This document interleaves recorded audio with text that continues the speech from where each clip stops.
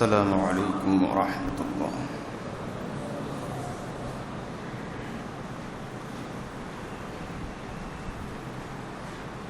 يا رب لك الحمد كما ينبغي لك لجلال وجهك وعظيم سلطانك.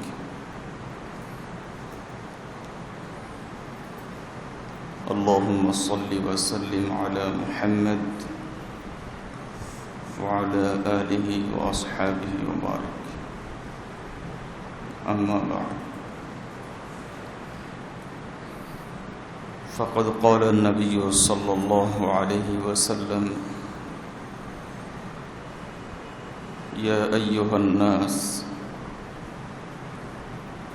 قد أظلكم شهر عظيم شهر مبارك، أو كما قال النبي صلى الله عليه وسلم. সমস্ত প্রশংসা আল্লাহ তাআলার জন্য। আল্লাহ তাআলা আমাদেরকে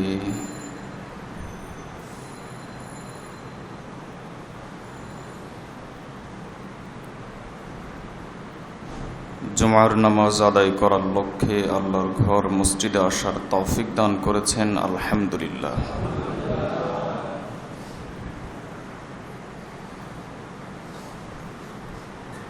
আগামী জুমায় আল্লাহ যদি তৌফিক দান করেন, আমরা রমজান মাসকে বরণ করে জুমা আদায় করতে আসবো ইনশাআল্লাহ। রাসূলুল্লাহ সাল্লাল্লাহু আলাইহি ওয়াসাল্লামের অভ্যাস ছিল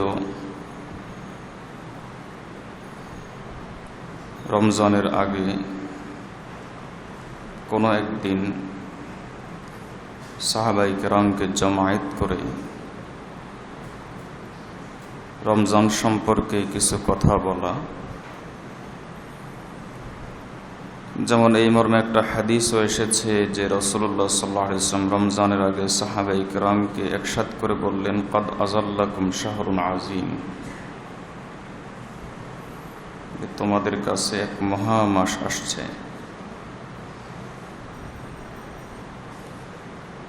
তো আমাদের তো এভাবে একসাথ করা হয় না। জুমা উপলক্ষে আমরা সকলে চলে এসেছি। জুমার নামাজের আগে কিছু বয়ান হয়। এই বয়ান জুমার অংশ নয়। মুসলমান ভাইয়েরা একসাথ হন, এজন্য কিছু কথা বলার সুযোগ হয়, সেই হিসাবে কিছু কথা বলা।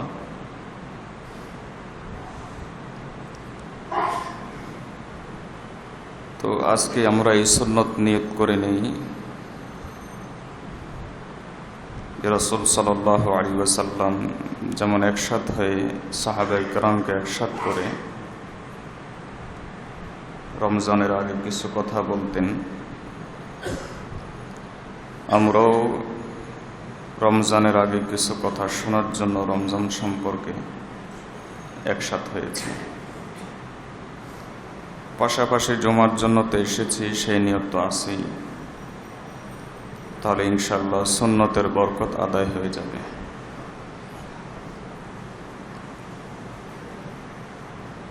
রমজান কিভাবে কাটাবেন এ সম্পর্কে বেশ কয়েক জুমা আগে আলোচনা করেছিলাম।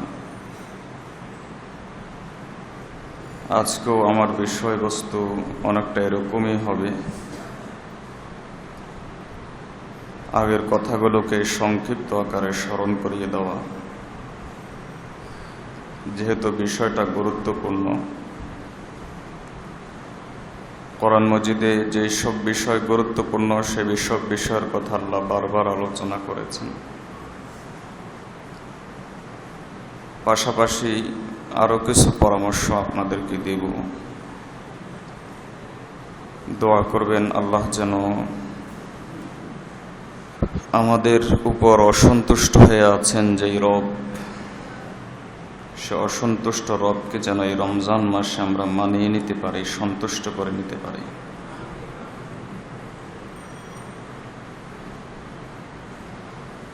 লক্ষণীয় বিষয় হলো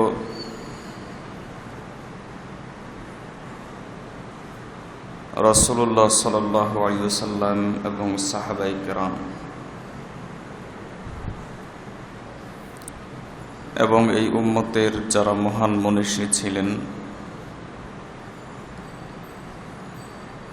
তারা কখনোই কোনো সময় হজের মাসের জন্য অপেক্ষা করেছেন এরকম বর্ণনা পাওয়া যায় না।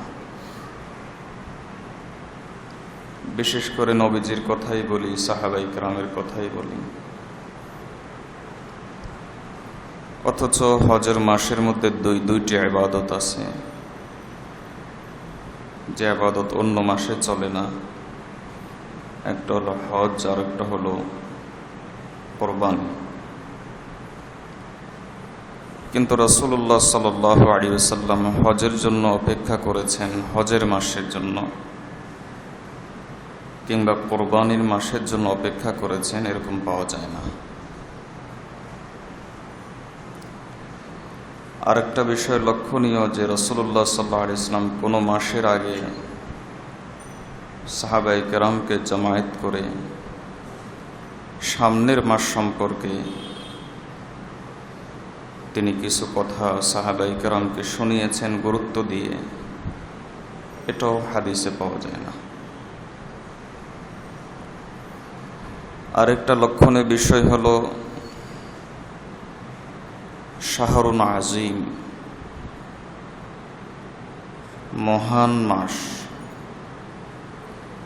এই উপাধি, এই সম্মান অন্য কোনো মাসকে রাসূলুল্লাহ সাল্লাল্লাহু আলাইহি ওয়াসাল্লাম দিয়েছেন তাও পাওয়া যায় না। আরেকটা লক্ষণীয় বিষয় হলো রাসূলুল্লাহ সাল্লাল্লাহু আলাইহি ওয়াসাল্লাম রমজানে যে পরিমাণ মেহনত করতেন অন্য মাসে সেই পরিমাণ এর চাইতে কিছু কম হতো। দেখুন, এমনিতেই তো রাসূলুল্লাহ সাল্লাল্লাহু আলাইহি ওয়াসাল্লামের ইবাদতের অবস্থা ছিল নামাজ পড়তে পড়তে হাত্তা তাওয়াররামাত কদামাহু, কদম মোবারক ফুলে যেত। আর এমনিতেই রাসূলুল্লাহ সাল্লাল্লাহু আলাইহি ওয়াসাল্লাম ছিলেন কানা আজওয়াদান নাস, সবচাইতে বড় দানশীল। এমনিতেই রাসূলুল্লাহ সাল্লাল্লাহু আলাইহি ওয়াসাল্লাম আল্লাহর কাছে এমনভাবে কাঁদতেন, সাহাবী বলেন যে ডেকচির উপর ডেকচির মধ্যে ভাত রান্না করার লক্ষ্যে চাউল ডাউল রাখলে প্রচণ্ড উত্তপ্ত হয়ে গেলে সেখান থেকে যে একটা আওয়াজ আসে, কান্নার আওয়াজে রাসূলুল্লাহ সাল্লাল্লাহু আলাইহি ওয়াসাল্লাম বুক থেকে এরকম আওয়াজ আসতো।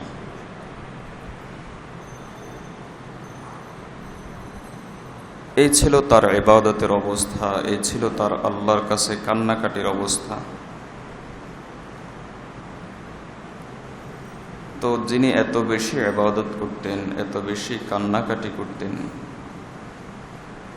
রমজান আসলে এই ইবাদতের সংখ্যা, এই পরিশ্রমের সংখ্যা আরও কি পরিমাণ বেড়ে গেলে সাহাবায়ে কেরাম তার ব্যাপারে রমজানে 3টা বিষয় লক্ষ্য করেছেন। এই 3টা বিষয় আমরাও রমজানে পালন করার চেষ্টা করব। সাহাবায়ে কেরাম বলেন যে আমরা লক্ষ্য করতাম যে রাসূলুল্লাহ সাল্লাল্লাহু আলাইহি ওয়াসাল্লামের জীবনে যখন রমজান আসতো ইয়াজতাহিদু মা লা ইয়াজতাহিদু ফি গায়রিহি, ইবাদতে এত বেশি শ্রম দিতেন যে অন্য কোনো সময় এত বেশি শ্রম দিতেন না। এর অর্থ কি অন্য সময় শ্রম কম দিতেন? আর এই অন্য সময়ের অবস্থা হলো ইবাদত করতে করতে পা ফুলে যেত। তাহলে রমজানে কেমন ইবাদত করতেন? সাহাবায়ে কেরাম বলেন যে রাসূলুল্লাহ সাল্লাল্লাহু আলাইহি ওয়াসাল্লামের অভ্যাস ছিল যে তিনি তেমনিতেই দানশীল। তার দানের গতি, দ্বিতীয় বিষয়, তার দানের গতি রমজানে এই পরিমাণ বেড়ে যেত, প্রচণ্ড ঘূর্ণিঝড়ের সময়, তুফানের সময় বাতাসের গতি যেমন হয়, রাসূলুল্লাহ সাল্লাল্লাহু আলাইহি ওয়াসাল্লামের রমজানে দানের গতি এরকম বেড়ে যেত। দুটা বিষয় লক্ষণীয়। তাহলে অন্য সময় তিনি সবচাইতে বড় দানশীল ছিলেন, তাহলে দানের গতি কি পরিমাণ বাড়লে সাহাবায়ে কেরামের চোখে এটা ধরা পড়েছে। সাহাবায়ে কেরাম বলেন যে রাসূলুল্লাহ সাল্লাল্লাহু আলাইহি ওয়াসাল্লাম রমজানে আসলে বেশি করে আল্লাহর কাছে কান্নাকাটি করতেন। তো অন্য সময় তার কান্নাকাটির অবস্থা ছিল এই, তো রমজানে তার কান্নাকাটির অবস্থা কি পরিমাণ বেড়ে গেলে যে সাহাবায়ে কেরামের চোখে ধরা পড়েছে। এবং আরেকটা আশ্চর্য বিষয়, আয়েশা রাদিয়াল্লাহু তাআলা বলেন যে রমজান আসলে রাসূলুল্লাহ সাল্লাল্লাহু আলাইহি ওয়াসাল্লাম কেমন যেন কাউকে চিনতেন না, কেমন যেন তিনি অপরিচিত হয়ে যেতেন, চেনা যেত না তাকে। তার চলার কথা, চলার স্টাইল, বলার পদ্ধতি এরকম বেশি গোলামিপূর্ণ হয়ে যেত যে কেমন যেন চেনা যেত না। এজন্য সামনের যে রমজান আসছে সেই রমজানও আমাদের অবস্থা যেন এমন হয়, ইবাদতের গতি বেড়ে যাওয়া, কান্নাকাটি আল্লাহর কাছে খুব বেশি করে করা, এবং সদকা, দান সদকা যত বেশি সম্ভব করা। সওয়াব এবং ফজিলত তো শুনবেন এই সামনে, আল্লাহ যদি তৌফিক দান করেন। ইমামে রব্বানি মুজাদ্দিদ আল ফিসানি রহমতুল্লাহ আলাইহি তিনি বলতেন যে রমজান হলো সমস্ত মাসের কলব, রূহ, আর 11 মাস হলো দেহ। রমজান হলো কলব। তিনি এবং আরো একটা কথা বলতেন, সেটাই আপনাদেরকে শোনানোর উদ্দেশ্য। তিনি বলতেন যে রমজান হলো পুরা মাসের জন্য, পুরা বছরের জন্য আয়না স্বরূপ।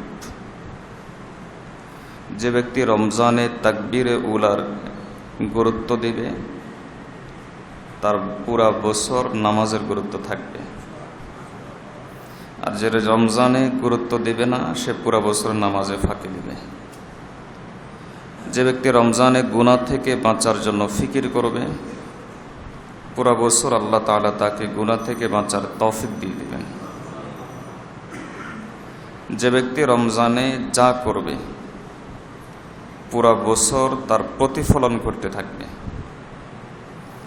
রমজানে যদি ইবাদতের ভিতর কাটাই, পুরা বছর কিছু না হয় কিছু ইবাদতের সাথে জড়িত থাকা যাবে। আর রমজানে যদি গুনার ভিতর কাটাই, তাহলে পুরা বছর গুনাহ থেকে বেঁচে থাকা খুব কঠিন হয়ে যাবে।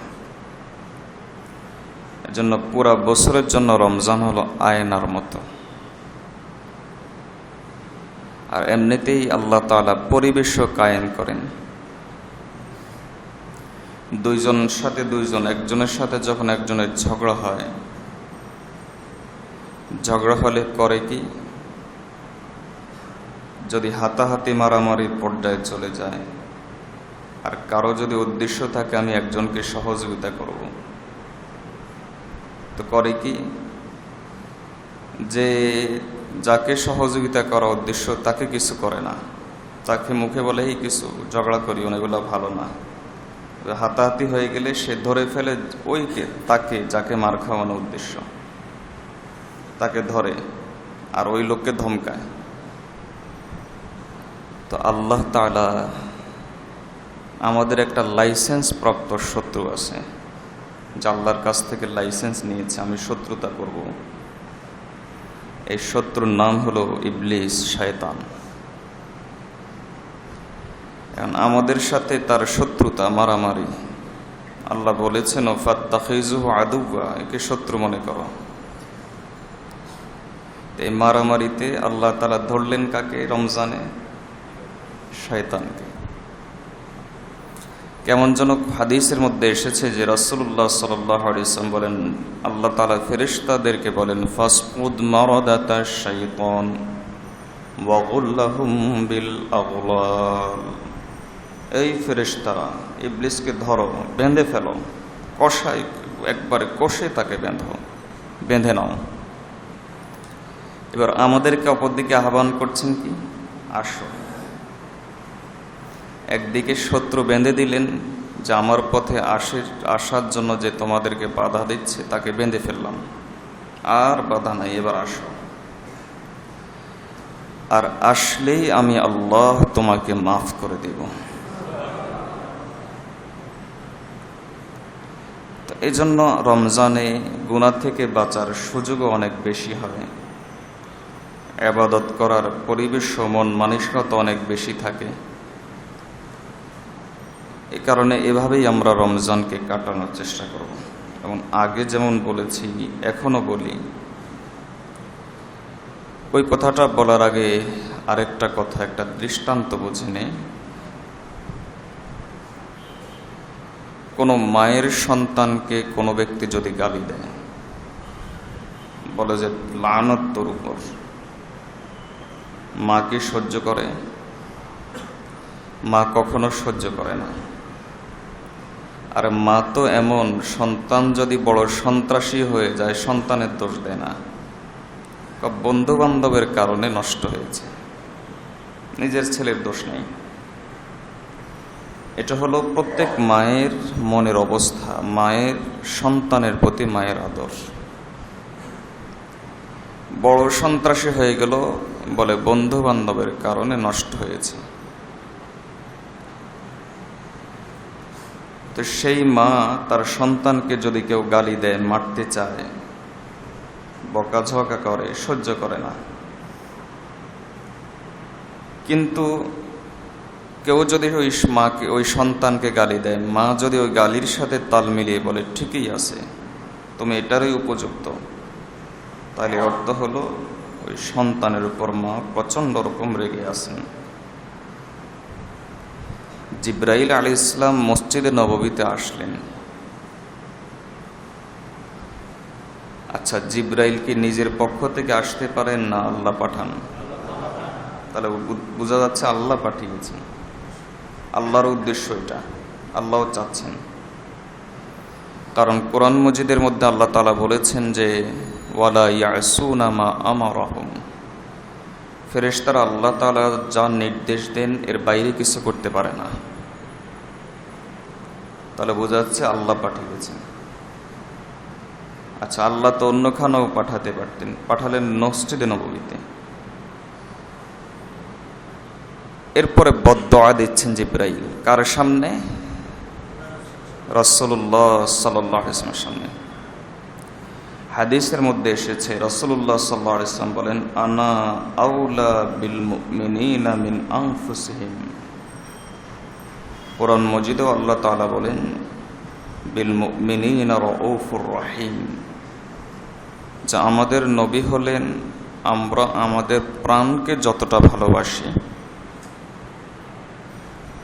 একজন মা তার সন্তানকে যতই ভালোবাসুক, কিন্তু অনেক ক্ষেত্রে দেখা যায় প্রাণের চাইতে বেশি না।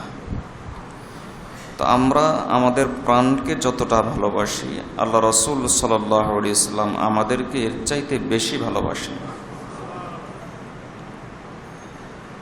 তাহলে একজন মা তার সন্তানের প্রতি যে পরিমাণ মায়া, যে পরিমাণ আদর, আমাদের প্রতি নবীজির আদর এর চাইতে কম না, বহুগুণে বেশি, বহুগুণে বেশি। কিন্তু দেখেন জিব্রাইল বদদুআ দিচ্ছেন আর নবী বলেন আমিন, ঠিক আছে, আমিন আমিন। বাউদা মান আদরাকা রমজান ওয়া লাম ইগফার লাহু, জিব্রাইল বদদুআ দিচ্ছেন যে ব্যক্তি রমজান পেল অথচ নিজেকে মাফ করাইতে পারল না, তার উপর লানত। আর নবীজি উম্মতের প্রতি এই পরিমাণ দরদি হওয়া সত্ত্বেও তিনি বলছেন আমিন, আল্লাহ কবুল করে নেন। তাহলে বোঝা যাচ্ছে যে রমজানে যে গুনাহমুক্ত রমজান কাটাইতে পারল না, সে কত বড় হতভাগা, কত বড় দুর্ভাগা।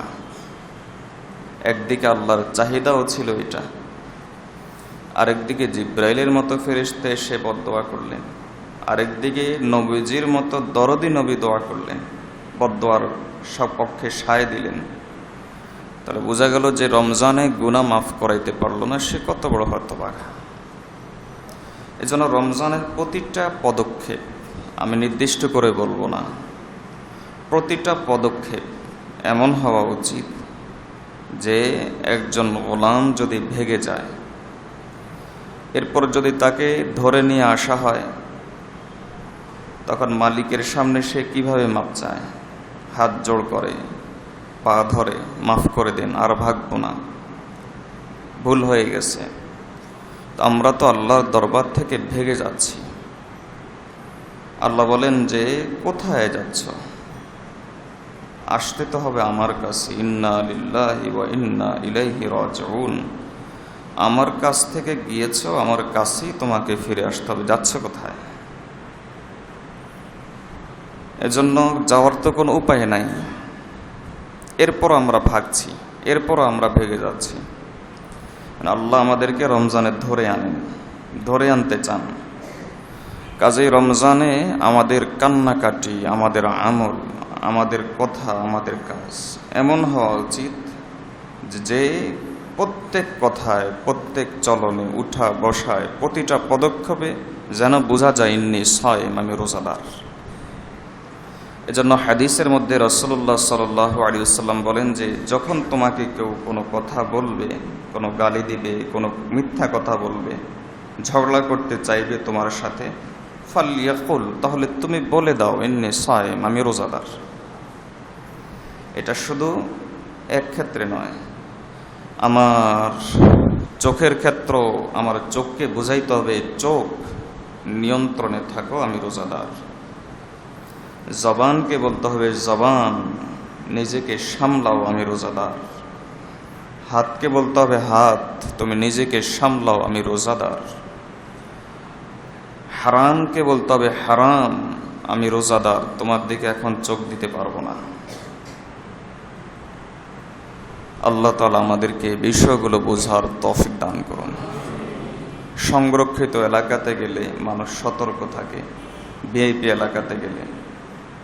আমরা এখন ভিআইপি মাসে আসছি, সামনে যে মাসটা আসছে সেই মাস আল্লাহর ভাষায় মহান, যে মাসকে আল্লাহ নিজেই মহান বলেন। আর আজিম শব্দটা আল্লাহর গুণ, কোরআন মজিদের গুণ।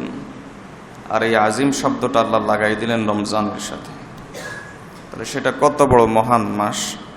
তা আমাদের যে মাসটা সামনে আসছে সেটা হলো ভিআইপি একটা মাস। এজন্য প্রতিটা পদক্ষেপে আমাদের এমন হতে হবে যে আমরা সংরক্ষিত এলাকায় আছি, সংরক্ষিত মাসে আছি। এখানে যেমন তেমন কাজ করা যাবে না। আর বিষয়টা হলো রাসূলুল্লাহ সাল্লাল্লাহু আলাইহি ওয়াসাল্লাম এটা বুঝাচ্ছেন।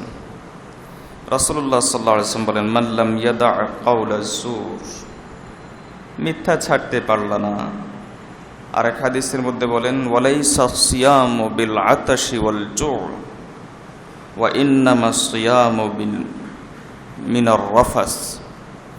রাসূলুল্লাহ সাল্লাল্লাহু আলাইহি ওয়াসাল্লাম বলেন যে ক্ষুধা থাকা, এটার নাম প্রকৃত রোজা না। আরে ক্ষুধা তো কুকুরও থাকে খানা না পেলে, বাঘে এক সপ্তাহে খানা পায় না, মাসের পর মাস খানা পায় না। হিংস্র প্রাণীও তো ক্ষুধায় থাকে।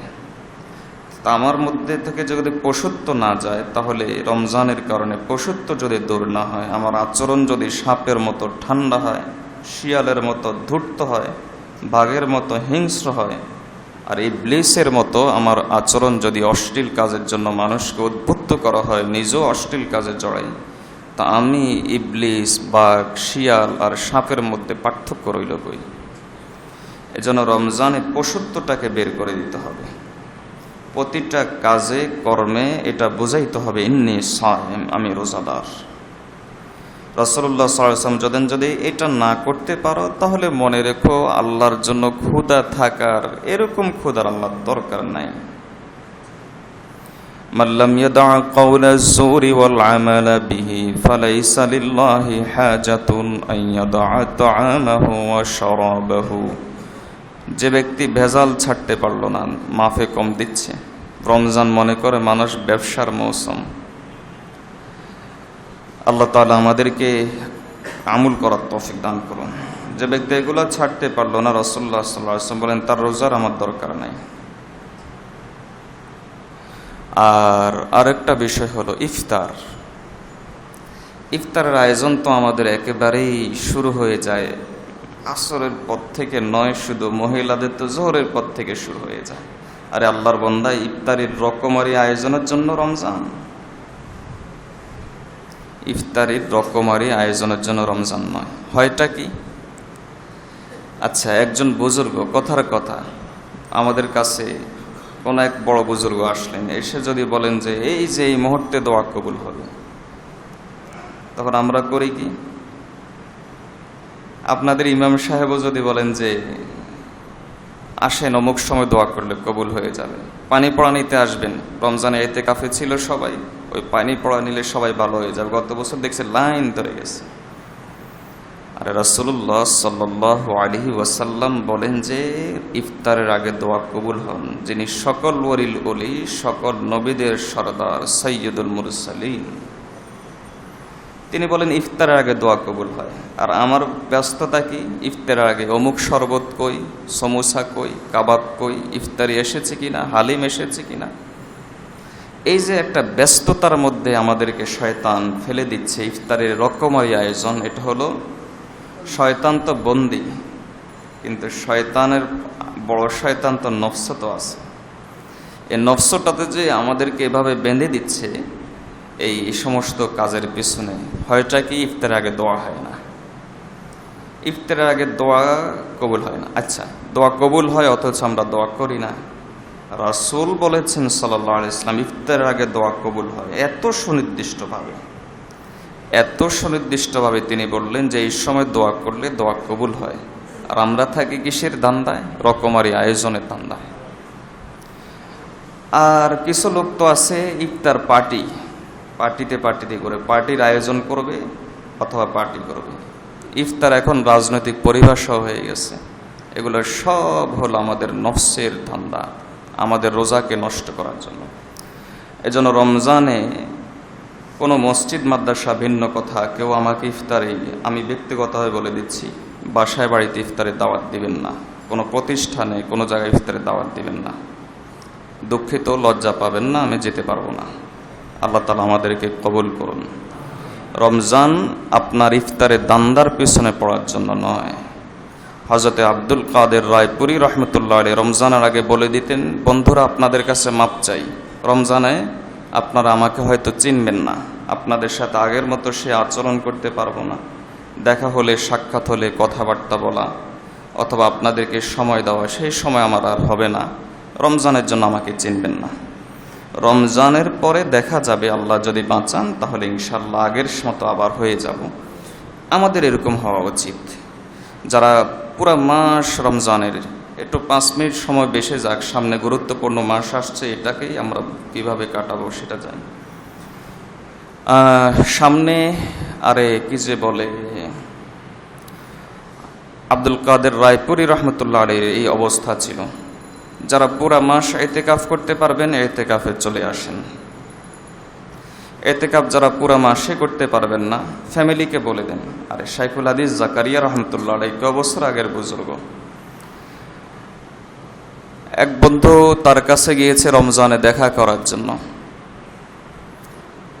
জোহরের পরে গিয়েছেন তিনি, জোহরের নামাজ পড়েই কোরআন তেলাওয়াতে বসে গেলেন।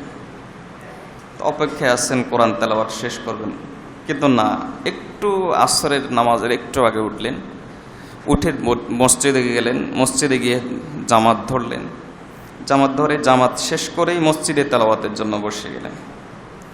তো অপেক্ষায় আছেন যে ঠিক আছে তাহলে আসরের পরে তেলাওয়াত শেষে কথা বলবো, কিন্তু না, হয়ে গেল ইফতার। তো ইফতারে তিনি বসে গেলেন আর দোয়া শুরু করে দিলেন। তো ওই লোক অপেক্ষায় আছে, ঠিক আছে তাহলে মাগরিবের পরে একটু কথা বলার সময় হবে, কিন্তু না, মাগরিব শেষ করে তিনি আবার বসে গেলেন কোরআন তেলাওয়াত নিয়ে। তো শেষে উনি, ওই বন্ধু বিরক্ত হয়ে উঠে যাওয়ার সময় বললেন যে রমজান তো আমাদের জন্য আসে, কিন্তু এরকম জ্বর হয়ে আসে এটা আর দেখিনি। এরকম হওয়া উচিত।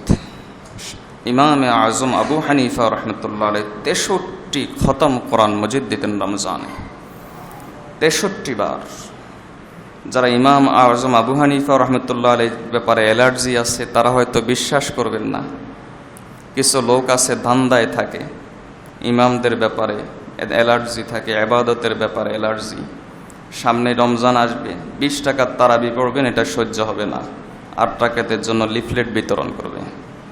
আল্লাহ আমাদেরকে এইসব দান্দাবাজ ফিতনাবাজদের থেকে আমাদের ইবাদতকে রক্ষা করুন। এজন্য যত বেশি সম্ভব রমজানে ইবাদত করা, যত বেশি সম্ভব।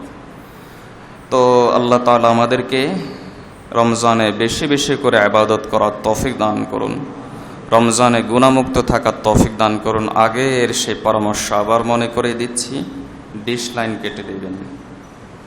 এটা রমজান, মনে রাখবেন জিব্রাইল আলাইহিস সালাম বদদোয়া দিয়েছেন, দরদে নবী এই বদদোয়া আমিন বলেছেন।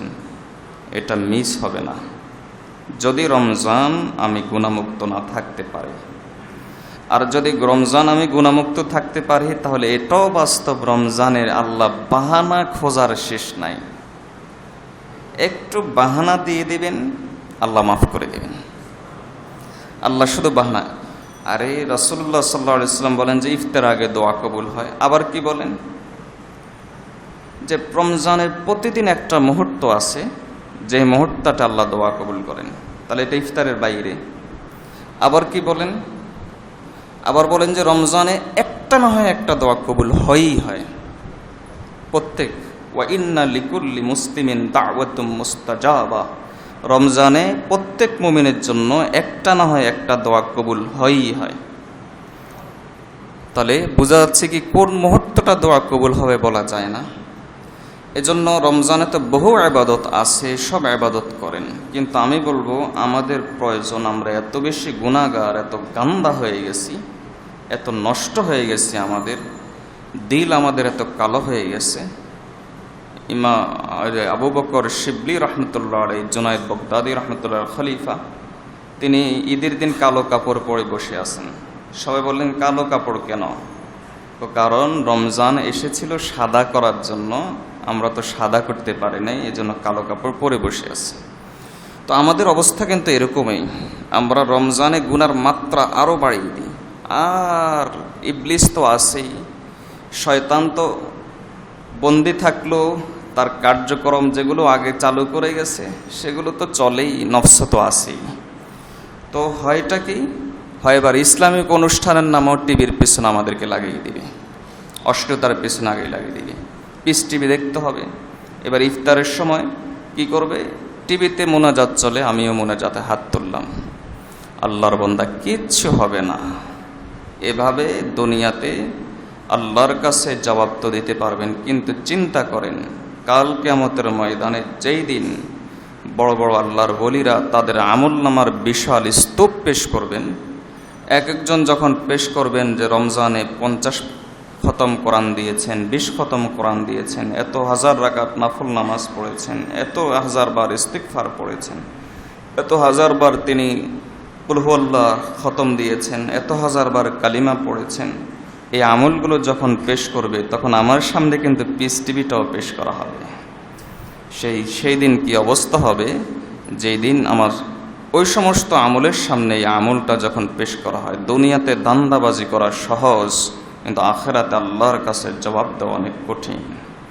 আল্লাহ আমাদেরকে এই সমস্ত বিষয়গুলো বোঝার তৌফিক দান করুন, আমাদেরকে আমল করার তৌফিক দান করুন। রমজানে আমাদের কিছু পদক্ষেপ নেওয়া হয়েছে, সেগুলো সম্পর্কে ইনশাল্লাহ বলবো, ঘোষণা দিব।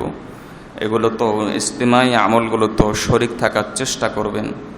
আর এখন সুন্নত পড়ে নিন, সুন্নতের পরে আজকে একটু 5 মিনিট দেরি হতে পারে আপনাদের সাথে। গত সপ্তাহে যেই কাজ, এই কাজটা আজকেও একটু আছে।